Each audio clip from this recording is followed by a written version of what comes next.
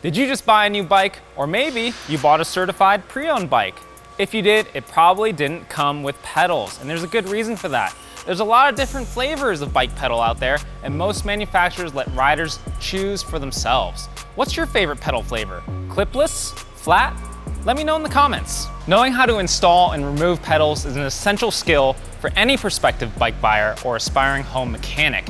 It is super easy to do, but that also means it's super easy to mess up. So follow along with these simple tips and you'll get it right the first time. The first thing you'll need is a tool to install your pedals. Now the tool you need will depend on the specific pedal you're using, and usually it's one of three options. Some pedals require a pedal wrench, which will fit onto the flats machined into the pedal spindle. Now most riders actually don't own a pedal wrench, and if that's the case, a 15mm box wrench or a small crescent wrench will do the same job. A lot of modern pedals use a hex wrench, either an 8mm or a 6mm hex wrench, which should fit directly into the end of the pedal spindle. The second thing we need is grease. Now, you don't need bike-specific grease, but a small tube like this is pretty cheap and will last for years and years. The first thing we want to do before we install our pedals is grease the threads. This step is super important. We grease the threads to prevent corrosion. This makes it easy to remove the pedals later. Now, if you're in a pinch, you can install the pedals dry, but make sure at your next opportunity to remove them and grease them, because no one likes wrestling with a stuck pedal. If you're using old pedals, make sure to give the threads a good wipe first. You don't actually need that much grease. I usually only put on a small dab and use my finger to spread it evenly around the pedal threads. Now that your pedals are greased, we can begin installing. Identify which pedal is the right and which pedal is the left pedal. The right or drive side pedal is pretty easy because you thread it in normally. Turn it clockwise to tighten or righty-tighty. Now, this is where a lot of people get hung up because the left or non-drive side pedal is actually reverse threaded.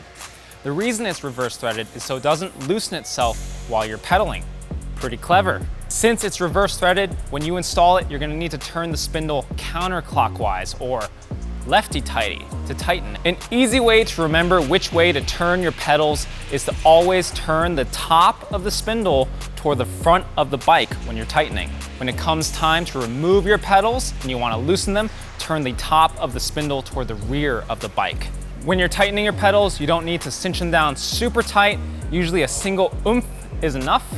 If you do them too tight, again, they're gonna be really hard to remove later. Now, other than the direction you turn the pedal spindle, there's one thing you need to pay attention to.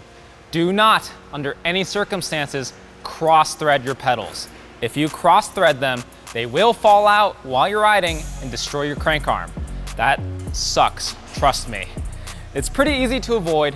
Make sure you insert your spindle as straight as possible into your crank arm, and if you feel any resistance while you're tightening it, stop, remove the pedal, and try again. Maybe clean the threads, re-grease them. It should go in pretty smoothly, and that's how you know it's good. Hopefully this helped you install pedals on your new bike. If it did, what are you doing here? Get out there and ride.